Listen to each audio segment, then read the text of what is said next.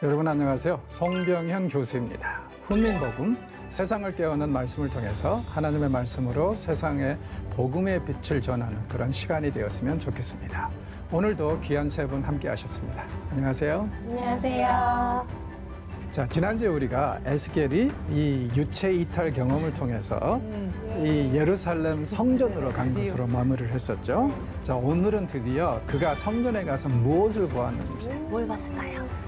근데 이제 장혜원 아나운서님이 미리 예언한 것처럼 별로 좋은 건 아니에요. 자, 하나씩 보도록 하겠습니다. 우리 장 아나운서님 읽어주세요. 네, 그가 내게 이르시되 인자야 이제 너는 눈을 들어 북쪽을 바라보라 하시기로 내가 눈을 들어 북쪽을 바라보니 제단문 어귀 북쪽에 그 질투의 우상이 있더라. 그가 또 내게 이르시되 인자야 이스라엘 족속이 행하는 일을 보느냐. 그들이 여기에서 크게 가증한 일을 행하여 나로 내 성소를 멀리 떠나게 하느니라. 너는 다시 다른 큰 가증한 일을 보리라 하시더라. 자, 에스겔이 지금 북문을 통해서 들어왔죠. 네. 예. 이 문은 왕들이 드나드는 문이고, 그 다음에 여기서 예배에 필요한 제물을 준비하는 장소라고 그랬죠. 네. 자, 그런데 이제 에스겔에게 하나님이 눈을 들어서 여기에 있는 무엇을 보라고요? 질투의 우상이 있더라. 자, 조금 이따 이제 제가 질투의 우상을 설명해 드리겠는데, 일단 중요한 것은 뭐냐면은 예배의 시작이라고 네. 할 수 있는 제물 준비하는 것에 뭐가 있어요? 우상이 있어요. 왜 돼요, 안 돼요? 안 되죠. 안 되죠. 그런데 지금 이런 짓을 하고 있어요. 세상에. 그러니까 여러분이 하나님이라면 이 백성 어떻게 하시겠어요? 진짜 벌 주고 싶겠네요. 밟아버려야죠. 그렇죠? 아, 너무 어이없는 거예요.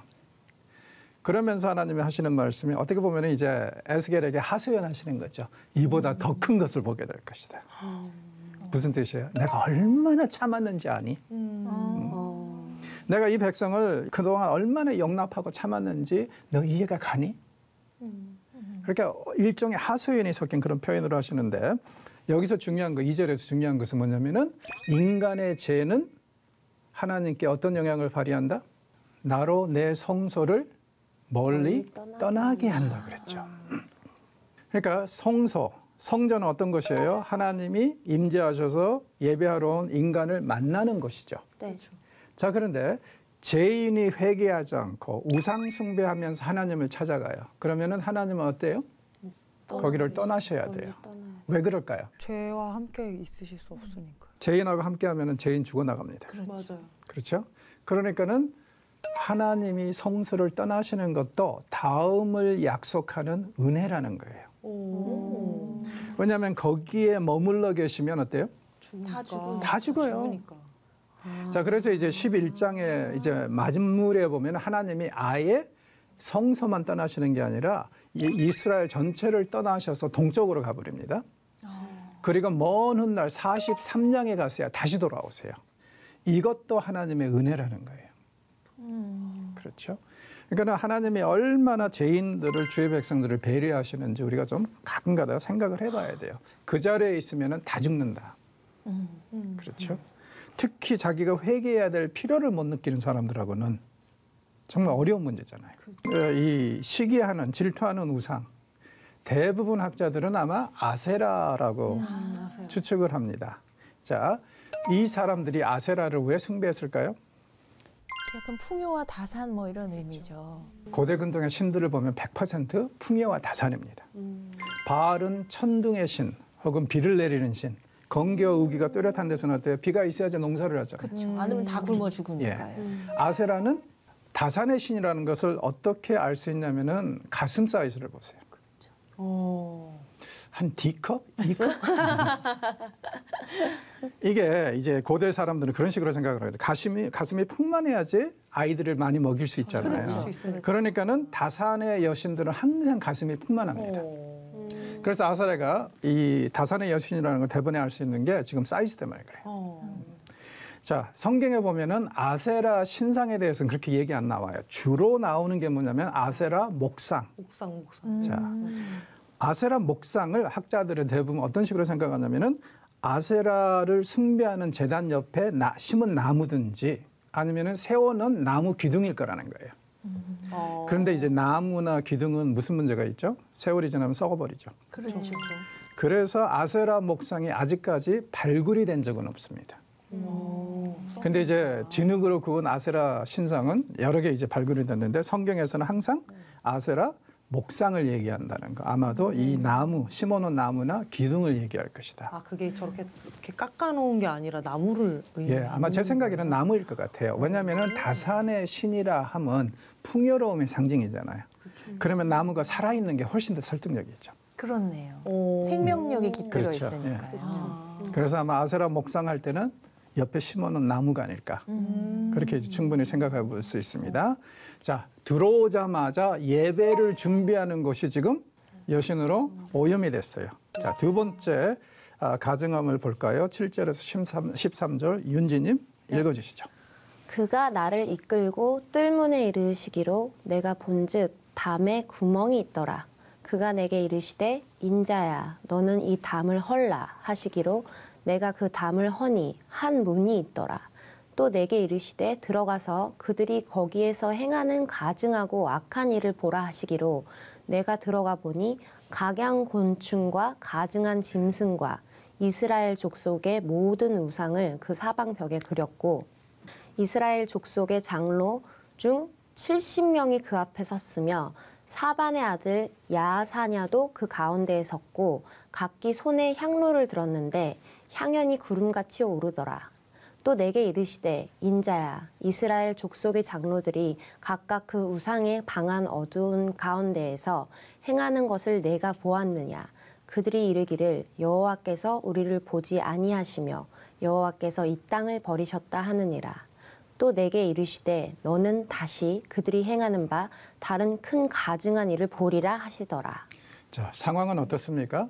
보니까 방이 있고 벽이 있어요. 성전 안에 이제 북쪽으로 들어가 가지고 그래서 그 벽을 헐라고 해서 헐어 보니까 그 안에 온갖 벌레들 짐승들의 모양이 있다고 그러죠. 네. 그리고 그 앞에서 절하는 70명의 장로가 있습니다. 자, 70명의 장로 어떤 상징성을 가지고 있죠? 그 70이 숫자가 상징이 있는 거죠. 예, 예. 아, 네. 그러네요. 예전에 모세가 시내산에 70명의 장로들을 데리고 올라간 적이 있죠. 그 하나님과 계약을 체결하기 위해서. 네. 왜냐하면 이제 이 계약은 쌍방 계약이잖아요. 네. 하나님이 하셔야 될 몫이 있고 이스라엘이 해야 될 몫. 그래서 원래는 하나님을 보면 다 죽어요. 네. 그렇죠. 그런데 유일하게 하나님을 뵙고도 안 죽은 사람들이 70명입니다. 왜요? 계약을 체결하는데 상대방을 죽여버리면 어떡합니까? 그래서 그 유일하게 하나님을 뵙고도 모세도 그런 적이 없는데 뵙고도 살아남은 사람들이 70명이 온 이스라엘을 하나님 백성으로 대표했으니까. 자, 거기서 이제 70명의 장로가 이제 나오는데 여기에 보니까 어때요? 70명의 장로가 이 온갖 이 우상들, 각종 곤충과 가증한 짐승과 이런 것들 앞에 서서 예배를 드리고 있어요. 무슨 뜻일까요? 우상 숭배를 하고 있었던 거죠. 단순히 이 사람들뿐만 아니라 어떻다는 거예요? 온 사회가 우상 숭배자의 나라가 돼버렸다. 옛날에 시내산 언약을 체결하기 위해서 70명의 장로들이 하나님 앞에 섰던 것처럼 이번에는 우상들 앞에 서서 그 짓을 하고 있다.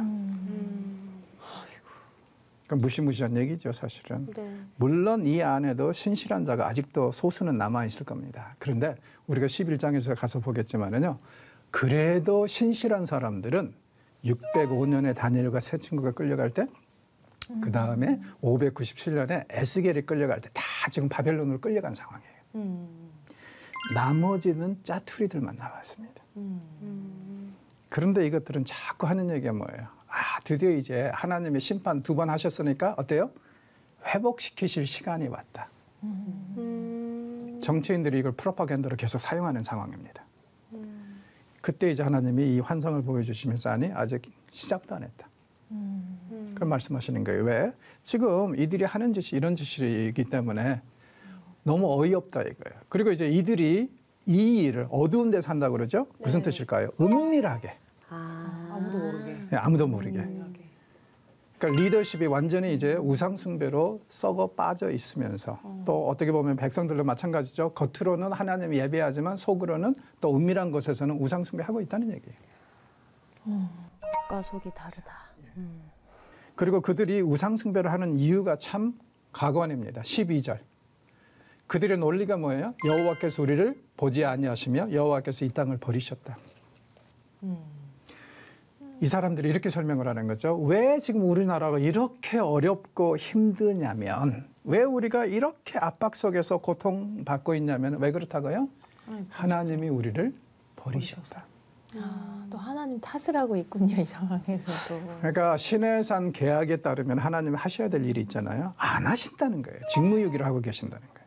맞아요? 틀려요? 안 틀리죠. 아니죠. 네.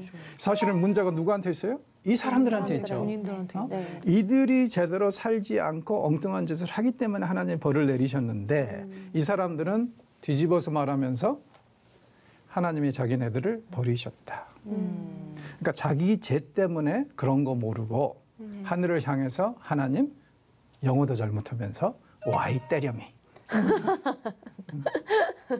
이런 거죠. 네. 하나님 보시기에 얼마나 어이없는 일이에요 이게. 맞아요. 근데 이게 우리의 습성 아닙니까?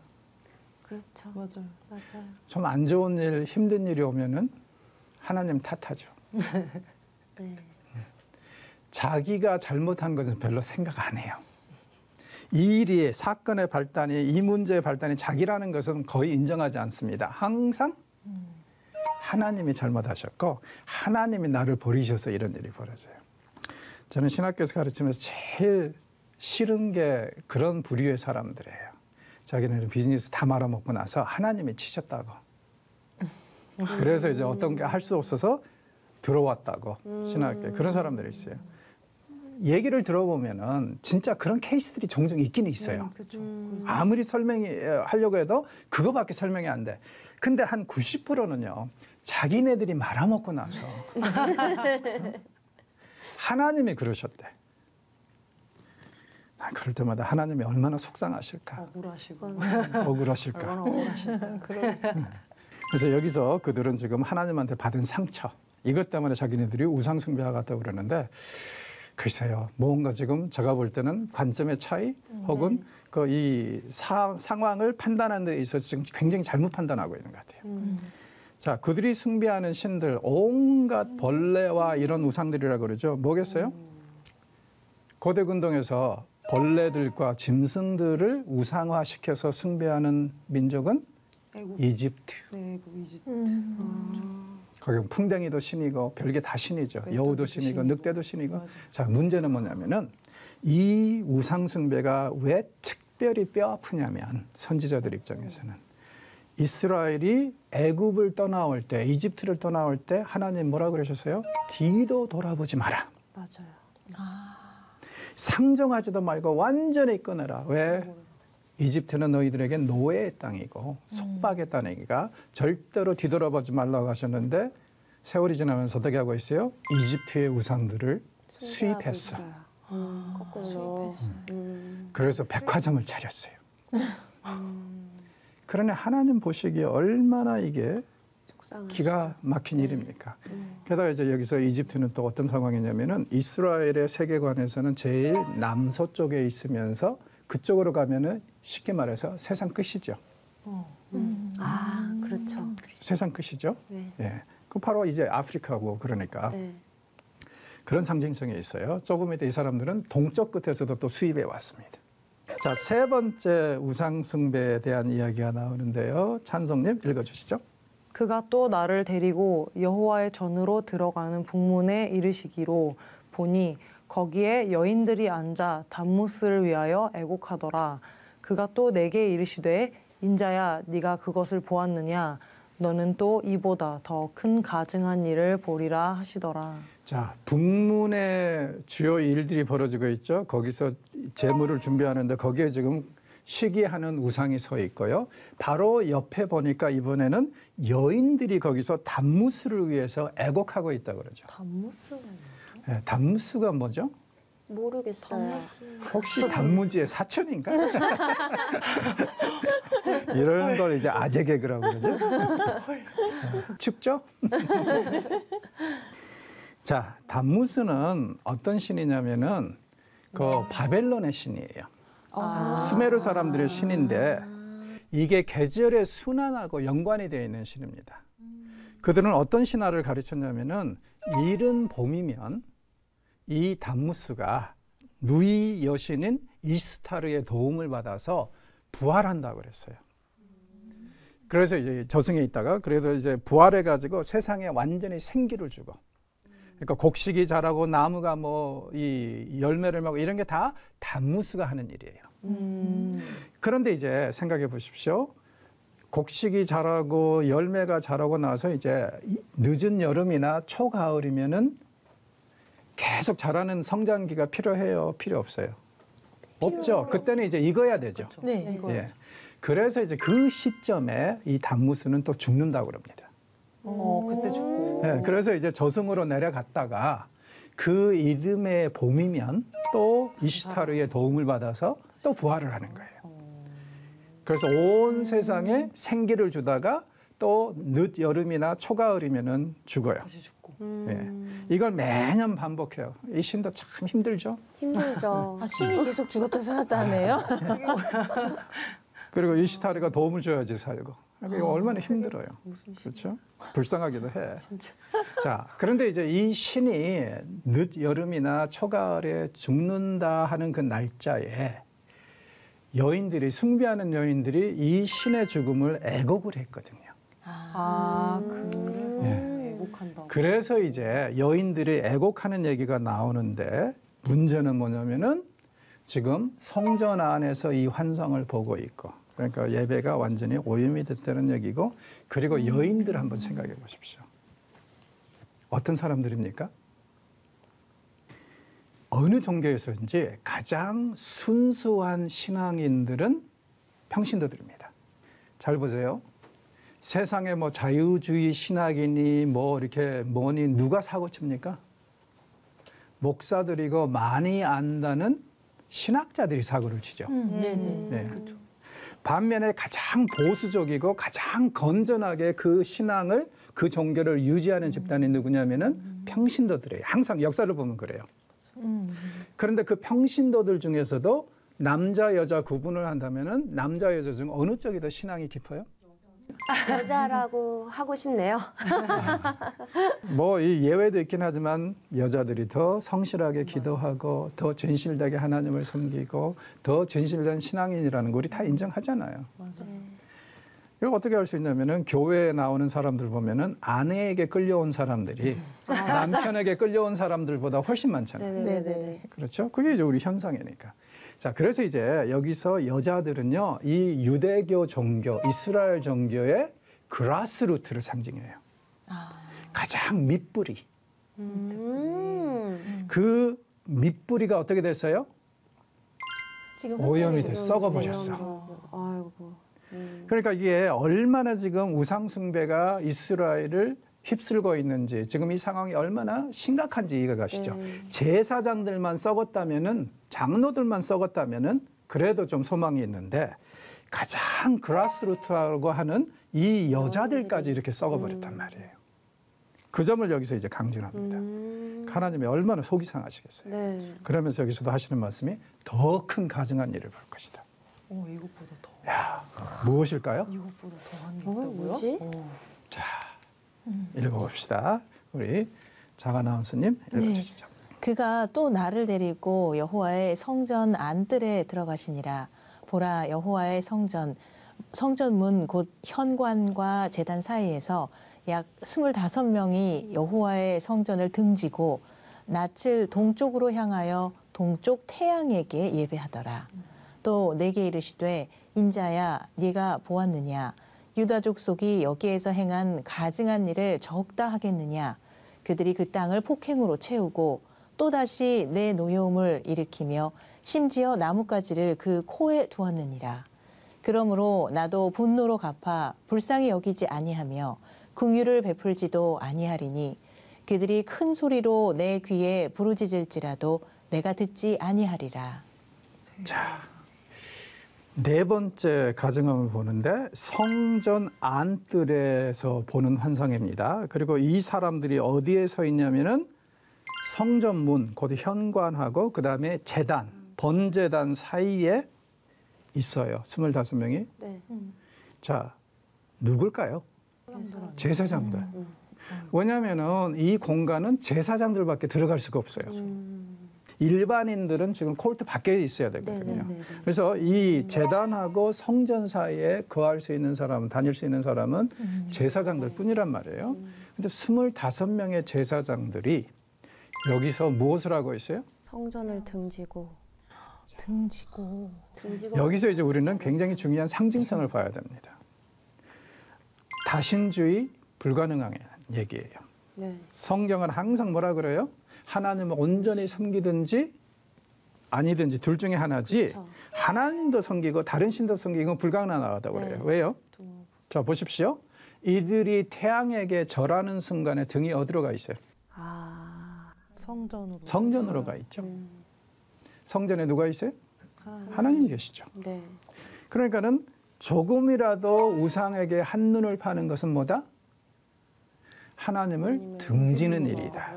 지금 이 제사장들이 이 일을 하고 있어요. 그러니까 여자들, 그라스루트가 흔들린 것도 참 마음 아픈 일인데 그렇다면은 정말 올바른 리더들이 바로 잡아줬으면 그래도 좀 나을 텐데 사실은 거꾸로라 그랬죠. 잘못된 리더들을 바로잡을 수 있는 사람들은 보수적이고 건전한 그라스루트입니다. 근데 지금 이들마저도 흔들려 있으니 사실 소망이 없다는 얘기 아닐까요? 네. 마음이 숙연해지네요. 굉장히. 개혁이라는 것도 어느 정도 가능할 때 논하는 것이지 완전히 지금 우리가 여기서 보는 것처럼 썩어 있을 때는 완전히 썩어버렸을 때는 통째로 개혁도 불가능합니다. 그렇죠? 어느 정도 씨는 남아 있어야지 개혁을 하죠. 개혁이 좋기는 해요. 왜냐하면 피를 안 흘리니까. 아프지만은 좀 도려내고 하면 되니까. 그런데 개혁으로 이루어질 수 없는 일이라면 그런 다른 방법이 없잖아요. 완전히 그냥 깔아버리고 새로운 판을 세울 수밖에.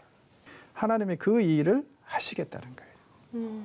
그리고 여기서 보십시오. 가증함이 4개로 나타났죠. 첫째는 북쪽에 서 있는 질투하는 우상. 둘째는 뭐였죠?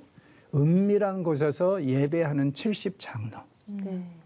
셋째는 여인들의 단무스를 위한 곡. 네. 그다음에 이번에는 제사장들의 부패. 네. 자, 선지자들은 이 숫자를 상당히 상징적으로 많이 쓰는데 특히 에스겔은 그렇습니다. 그래서 에스겔의 환상에서도 4 생물 그리고 각자 4 얼굴, 4 날개 기억나시죠? 1장에서 봤을 때 넷은 포괄성의 숫자라고 그랬죠. 그러니까 쉽게 말해서 온 세상이 이렇다는 거예요. 아, 동서남북 이 느낌이. 고대 근동에서도 이미 방향을 얘기할 때 동서남북을 해서 넷으로 얘기를 했기 때문에 이 특히 에스겔서 같은 이런 이걸 이제 우리가 묵시라고 그러잖아요. 이 묵시에서 숫자는 상당한 상징성을 가지고 있는데 여기서 이스라엘의 4가지 우상 숭배가 지금 성전에서 이루어지고 있다고 하는 것은 뭐냐면은 이스라엘 전체가 완전히 썩어버렸다. 온 사방이 썩었다. 구제불능이다. 온 세상이 이렇다. 그러니 우리는 어느 정도 이해를 하셔야 돼요. 하나님은 왜 이 백성을 내치실 수밖에 없었는가. 개혁이 불가능한 시대가 돼버렸다는 거예요. 네. 그러니까 어떻게 보면은 한 200년 동안 하나님은 이들이 회개하고 개혁하기를 바라면서 기다려주셨는데 그게 안 왔어요. 오히려 기다려주신 시간을 봐라. 하나님이 심판하신다고 하지만 아직도 안 한 거 보니까 심판하실 의향이 없다. 이런 정도로 생각을 하고 자기 마음대로 살아버렸거든요. 그래서 이번에는 확실하게 말씀하십니다. 그들이 소리를 내서 부르짖을지라도 나는 듣지 않겠다. 기억나시죠? 에스겔이 그 토판 그려놓고 네. 누워있고 그 사이에 당신과 나 사이에 저 프라잉팬만 없었다면 맞아요. 네. 듣지 않겠다. 너와 나는 단절이 됐다. 상관이 없다. 슬프다. 자, 이집트의 신들을 보실 때 머리통에 이런 게 있으면은 이건 다 태양신이라고 생각하시면 돼요. 좀 태양이. 왜냐하면 저 디스크 자체가 태양을 상징하거든요. 그래서 다양한 형태로 이제 나타나는데 지금 이 제사장들이 이런 신들을 태양과 연관된 신들을 숭배하고 있다는 거예요. 그렇죠? 자, 정리를 해볼까요? 그동안 에스겔이 성전 안에 들어가서 본 거 제일 먼저 이제 보면은 에스겔이 북쪽으로 들어왔죠. 네. 그래서 이제 북쪽으로 들어와서 8장 3절에 보면은 그 동그랗게 진하게 그려져 있는 거 있죠? 그게 바로 질투하는 우상이 세워진 것입니다. 그리고 난 다음에 벽을 헐고 그 안에 있는 70장로들과 그 다음에 온갖 짐승들의 그렇게 이미지를 봤죠? 그게 지금 이제 부서진 벽이 묘사를 하고 있어요. 그러고 나서 북정문 옆에 여인들이 단무스를 위해서 곡하는 곳으로 갔죠. 자, 그래서 이제 그 옆에 보면은 그 동그라미에 그 줄이 그려진 그게 이제 여인들이 예배하는 장소예요. 그러니까 장소가 비슷한 거예요. 네네네. 왜 그럴 수밖에 없냐면은 한 곳은 여호와를 위해서 제물을 준비하는 것이고 바로 옆에 여인들은 어떻다고요? 가장 유대교의 기본적인 그라스루트를 상징한다. 그리고 난 다음에 이제 와서 보니까 어때요? 재단 앞에 이제 계단이 그려져 있는 거죠. 그게 재단이에요. 이스라엘 재단은 엄청 큽니다. 그리고 뒤에가 이제 성전이고요. 그 사이를 출입하면서 할 수 있는 사람은 제사장들 뿐이라는 거예요. 그 공간은.